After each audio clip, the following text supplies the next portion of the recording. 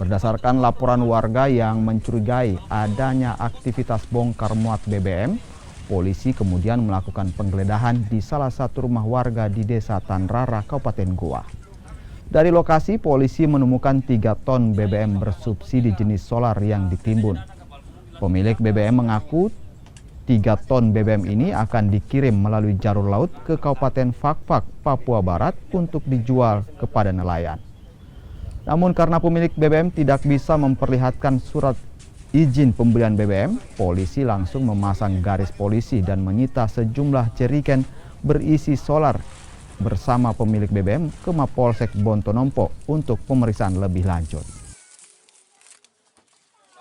Tentunya kita tetap mengambil keterangan dari sebagai penanggung jawab untuk penampungan BBM yang dimaksud.